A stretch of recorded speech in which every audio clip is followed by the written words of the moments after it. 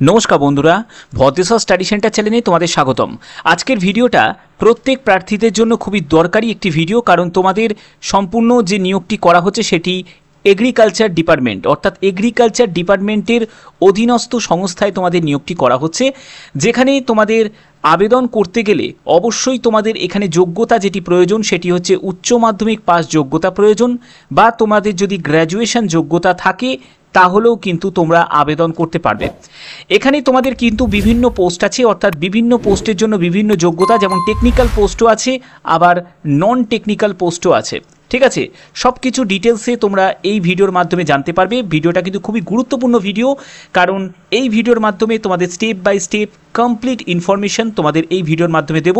তার জন্য step by step দেখো, সম্পূর্ণ বিস্তারিত তথ্য তোমরা জানতে পারবে। তো চলো মূল ভিডিওতে চলে যাচ্ছি। তো বন্ধুরা, আমি পিডিএফটা ওপেন করে নিয়েছি।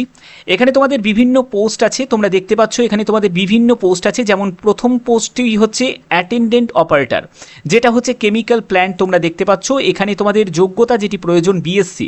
তুমি যদি বিএসসি পাস করে থাকো ফিজিক্স, কেমিস্ট্রি, ম্যাথামেটিক্স এই সাবজেক্ট নিয়ে, তাহলেই কিন্তু তোমরা এখানে আবেদন করতে পারবে। পরবর্তী যে পোস্ট আছে সেগুলো নিয়ে তোমাদের বলবো। এখানে দেখতে পাচ্ছ এখানে টেকনিক্যাল বিভিন্ন পোস্ট আছে। এই টেকনিক্যাল পোস্টের মধ্যে যেমন হচ্ছে ইলেকট্রিশিয়ানের জন্য যদি আবেদন করতে চাও, এখানে দেখো উচ্চ মাধ্যমিক পাস যোগ্যতা চাওয়া হয়েছে সায়েন্স ব্যাকগ্রাউন্ড নিয়ে, আর কিন্তু কোনো এক্সট্রা কোয়ালিফিকেশান নেই। তো ইলেকট্রিশিয়ানের জন্য তোমাদের আবেদন করতে গেলে উচ্চ মাধ্যমিকে তোমাদের সায়েন্স ব্যাকগ্রাউন্ড নিয়ে উচ্চ মাধ্যমিক পাস হতে হবে। তারপরে দেখো হর্টিকালচার অ্যাসিস্ট্যান্ট, এখানেও তোমাদের যোগ্যতা হচ্ছে উচ্চ মাধ্যমিক পাস, কিন্তু যে কোনো স্ট্রিম নিয়ে, মানে তুমি আর্টস হোক, সায়েন্স হোক বা কমার্স হোক, যে কোনো স্ট্রিমে তোমরা যদি উচ্চ মাধ্যমিক পাস করে থাকো তাহলে হর্টিকালচার অ্যাসিস্ট্যান্টের জন্য আবেদন করতে পারবে। আবার দেখো, তোমরা যদি ইনস্ট্রুমেন্ট মেকানিকের জন্য আবেদন করতে চাও, এখানে তোমাদের কেমিক্যাল প্ল্যান্ট যে পাস্ট বিএসসি, অর্থাৎ তোমরা যদি বিএসসি কমপ্লিট করে থাকো ফিজিক্স, কেমিস্ট্রি, ম্যাথামেটিক্স নিয়ে, তাহলে আবার তোমরা ইনস্ট্রুমেন্ট মেকানিকের জন্য আবেদন করতে পারবে। যারা ল্যাবরেটরি অ্যাসিস্ট্যান্টের জন্য আবেদন করতে চাও, তাদের হচ্ছে যোগ্যতা বিএসসি ফিজিক্স, কেমিস্ট্রি, ম্যাথামেটিক্স বা বায়োলজি এই সাবজেক্ট নিয়ে কিন্তু তোমাদের বিএসসি কমপ্লিট হওয়া চাই, তাহলে কিন্তু তোমরা ল্যাবরেটরি অ্যাসিস্ট্যান্টের জন্য আবেদন করতে পারবে। ঠিক আছে, তারপরে দেখো যারা তোমরা টেকনিক্যাল ব্যাকগ্রাউন্ডে যারা ডিপ্লোমা করেছো, মানে পলিটেকনিক ডিপ্লোমা করেছো, তাদের জন্য এখানে কিন্তু শূন্যপদ আছে। যারা ডিপ্লোমা কেমিক্যালের জন্য, তোমাদের ডিপ্লোমা কেমিক্যাল ইঞ্জিনিয়ারিং নিয়ে পলিটেকনিক তোমাদের পাস করা থাকতে হবে। ডিপ্লোমা কম্পিউটারের জন্য তোমাদের কম্পিউটার ইঞ্জিনিয়ারিং ডিপ্লোমা পাস করা থাকতে হবে। ডিপ্লোমা ইলেকট্রিক্যালের জন্য তোমাদের ইলেকট্রিক্যাল ইঞ্জিনিয়ারিংয়ে ডিপ্লোমা পাস করা থাকতে হবে। তারপরে হচ্ছে ডিপ্লোমা ইনস্ট্রুমেন্টেশনের জন্য তোমাদের ইনস্ট্রুমেন্টেশন ইঞ্জিনিয়ারিং তোমাদের ডিপ্লোমা পাস করা থাকতে হবে।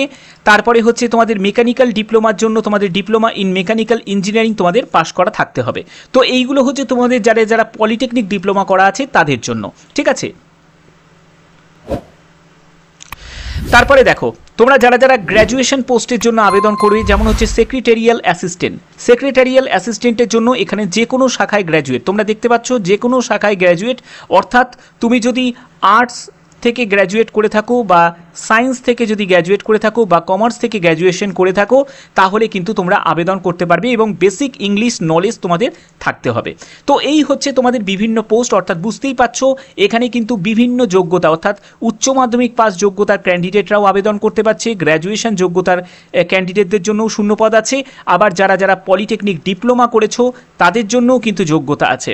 অর্থাৎ প্রত্যেক প্রার্থীদের জন্যই কিন্তু যোগ্যতা মাফিক তোমাদের কিন্তু পোস্ট কিন্তু আছে। তো চলো এবার কিভাবে আবেদন করবে, তার জন্য কি যোগ্যতা প্রয়োজন সেই ব্যাপারটা আরও ডিটেলসে আমরা বুঝে নিই। ইম্পর্টেন্ট ডেটস কিন্তু অ্যানাউন্স করা হয়েছে, যেটা হচ্ছে তোমাদের বলা হচ্ছে যে online registration of application by candidate, সেটা হচ্ছে 5ই জুলাই থেকে তোমাদের আবেদন শুরু হয়েছে, এবং তোমাদের last date received online application সেটি হচ্ছে 19শে জুলাই 2024 হচ্ছে তোমাদের আবেদনের লাস্ট ডেট। এর মধ্যে তোমাদের সম্পূর্ণ অনলাইন মোডে কিন্তু আবেদন করতে হবে, কোনো রকম অফলাইন মোডের কিন্তু অপশান নেই। এবার দেখো তোমাদের পরবর্তী যেটি বলা হচ্ছে যে আবেদন করার পরে তোমাদের প্রিন্ট বাটনে ক্লিক করে তোমাদের প্রিন্ট অ্যাপ্লিকেশন ফর্মটা কিন্তু তোমাদের রেখে দিতে হবে, এবং যেটা বলা হচ্ছে candidates are not required to send the print out registered application form fill online, অর্থাৎ তোমাদের কোথাও পাঠানোর কোনো প্রয়োজন নেই, এটাকে তোমাদের যত্ন করে রেখে দিতে হবে। পরবর্তী সময় যখন তোমাদের মেন দপ্তর থেকে যখন ডাকা হবে তখন কিন্তু তোমাকে এটা নিয়ে যেতে হবে, ঠিক আছে, ফিউচার রেফারেন্সের জন্য। এবং তোমাদের আবেদন করতে গেলে কী কী ডকুমেন্টস তোমাদের প্রয়োজন সেটা ভালো করে বুঝে নাও। এখানে বলছে পাসপোর্ট সাইজের ছবি লাগছে, তারপরে তোমাদের প্যান কার্ড কিন্তু লাগবে, আপডেট প্যান কার্ড তোমাদের লাগবে, আধার কার্ড কিন্তু লাগবে, তারপরে হচ্ছে সেলফ অপারেট প্রাইমারি তোমাদের যে ব্যাঙ্ক অ্যাকাউন্ট সেটা কিন্তু তোমাদের লাগবে, যেখানে দেয়ার নেমস প্রিন্টেড, অর্থাৎ তোমার নাম টাইপ করা আছে, যেরকম তোমার নামে যে ব্যাঙ্ক অ্যাকাউন্ট সেটা কিন্তু তোমাকে তোমার লাগবে, এখানে আপলোড করতে হবে। এরপরে হচ্ছে তোমাদের বলছে the accounts should be DBT enable Aadhaar mapped, যেটা তোমাদের কিন্তু আধারের সঙ্গে যে লিঙ্ক করা যে ব্যাঙ্ক অ্যাকাউন্ট সেটা থাকতে হবে, এবং তোমাকে মার্কশিট, পাস সার্টিফিকেট, সেটা হচ্ছে যে কোয়ালিফিকেশান তোমাদের আছে সেই কোয়ালিফিকেশান মাফিকে কিন্তু তোমাদের মার্কশিট এবং সার্টিফিকেট প্রয়োজন, যেগুলো তোমাদের অনলাইন আবেদন করার সময় কিন্তু তোমাকে আপলোড করতে হবে, ঠিক আছে। তো আশা করি তোমরা এই জায়গাগুলো তোমাদের কাছে ক্লিয়ার করা হয়েছে। তো দেখো এখানে কিন্তু যারা যারা মেল ক্যান্ডিডেট তারাও আবেদন করতে পারবে, আবার যারা যারা ফিমেল ক্যান্ডিডেট আছে তারাও কিন্তু আবেদন করতে পারবে, ঠিক আছে। তো দেখো তোমাদের যে নিয়োগটি করা হচ্ছে সেটা হচ্ছে রাষ্ট্রীয় কেমিক্যাল অ্যান্ড ফার্টিলাইজার লিমিটেডের তরফ থেকে এই নিয়োগটি করা হচ্ছে, যেটি গভর্নমেন্ট অফ ইন্ডিয়া আন্ডারটেকিং, এটা নবরত্নের মধ্যে কিন্তু পড়ছে, যেখানে তোমাদের এই নিয়োগটি করা হচ্ছে। অল ওভার ইন্ডিয়া বেসিস কিন্তু একটা রিক্রুটমেন্ট, অর্থাৎ যে কোনো রাজ্য থেকে তোমরা কিন্তু এখানে আবেদন করতে পারবে, অর্থাৎ ওয়েস্ট বেঙ্গল সহ, আসাম সহ, ত্রিপুরা সহ প্রত্যেকটি ক্যান্ডিডেটই কিন্তু এখানে আবেদন করতে পারে, ওকে। আচ্ছা, এখানে তোমাদের ভ্যাকেন্সি কত আছে? এখানে তোমাদের টোটাল যে শূন্যপদ, যেটি 165 মতো শূন্যপদ, যার মধ্যে আনরিজার্ভ ক্যাটাগরির জন্য 56টি আছে, ইডাব্লিউএস এর জন্য 32টি মতো শূন্যপদ আছে, ওবিসি নন ক্রিমিলিয়ারের জন্য 18টি মতো শূন্যপদ, এসটির জন্য 26টি এবং এসসির জন্য 33টি মতো শূন্যপদ আছে। এখানে পরবর্তী যেটি বলা হচ্ছে 4% রিল্যাক্সেশন আছে যারা পিডাব্লিউবিডি যারা ক্যান্ডিডেট, অর্থাৎ বুঝতে পারছো যারা পিডাব্লিউবিডি ক্যান্ডিডেট আছো তারাও কিন্তু এখানে আবেদন করতে পারবে। এবং এসসি এসটি ওবিসি ইডাব্লিউএস প্রত্যেকে কিন্তু যেরকম রিজার্ভেশন যেরকম রুল আছে তোমরা কিন্তু রিজার্ভেশন পেয়ে যাবে, এবং তোমাদের এজের ক্ষেত্রেও কিন্তু রিল্যাক্সেশন দেওয়া হয়েছে। যারা এসসি এসটি আছো তারা 5 বছর ছাড়, ওবিসিরা 3 বছর ছাড় এবং পিডাব্লিউবিডিরাও কিন্তু 10 বছর এখানে রিল্যাক্সেশন পেয়ে যাচ্ছে।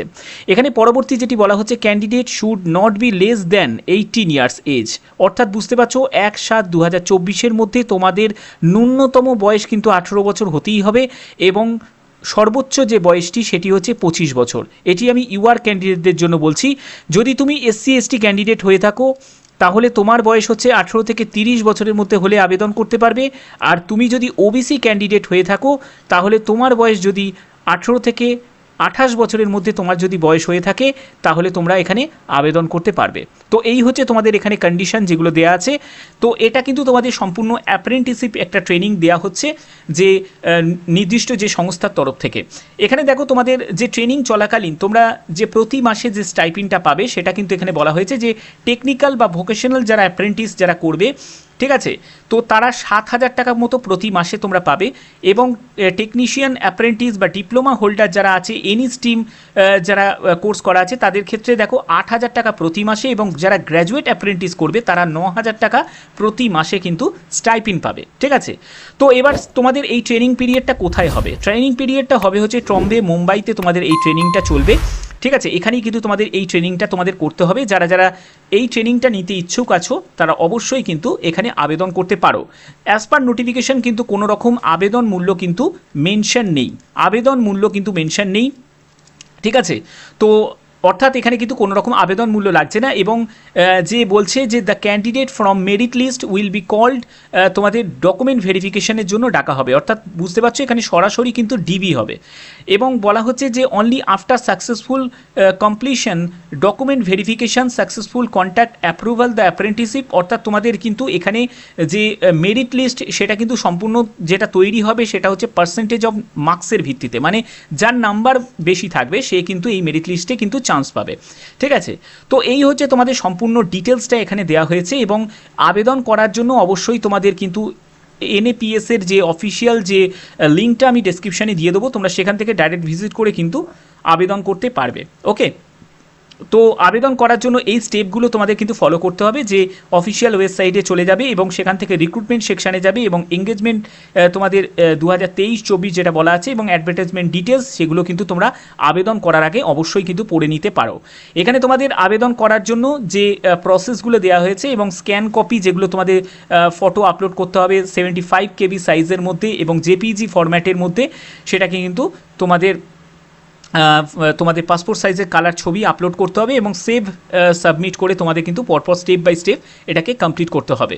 তো যারা যারা আবেদন করবে, যারা যারা এখানে আবেদন করতে ইচ্ছুক আছো তারা অবশ্যই কিন্তু এখানে আবেদন করে দিও, কারণ নোটিফিকেশানে কিন্তু কোনো রকমভাবে কিন্তু এখানে কিন্তু আবেদন মূল্যের কথাটা কিন্তু উল্লেখ নেই, অর্থাৎ এটাই স্পষ্টভাবে বোঝা যাচ্ছে যে এখানে যে কোনো প্রার্থীরাই কিন্তু আবেদন করতে পারে, কোনো রকম কিন্তু আবেদন মূল্য লাগছে না। ঠিক আছে, এখানে দেখো তোমাদের কোনো রকম কিন্তু আবেদন মূল্য লাগছে না, এখানে ভালো করে এটা আমি দেখে নিয়েছি, কোনো কাস্টকেই কিন্তু কোনো রকম আবেদন মূল্য দিতে হচ্ছে না। তো এই আবেদন করতে গেলে তোমাদের অবশ্যই কিন্তু কিছু ডকুমেন্টস কিন্তু এক্সট্রা প্রয়োজন, যেগুলো হচ্ছে তোমাদের মেডিকেল ফিটনেস সার্টিফিকেট, এটাও কিন্তু তোমাদের লাগবে। যে কোনো MBBS ডাক্তারের কাছ থেকে তোমরা কিন্তু এই মেডিকেল সার্টিফিকেটটা কিন্তু নিয়ে নিতে পারো এবং তোমরা কোনো গভর্নমেন্ট হসপিটাল থেকেও সেটা কালেক্ট করতে পারো। এবং তোমাদের কাস্ট সার্টিফিকেট লাগবে, যারা SC/ST ক্যান্ডিডেট তাদেরই লাগছে, এবং OBC ক্যান্ডিডেটদের তো OBC NCL এর মানে নন ক্রিমি লেয়ারের তোমাদের সার্টিফিকেট লাগবে, এবং EWS ক্যাটাগরি যারা আছে তাদের EWS এর সার্টিফিকেট কিন্তু লাগবে।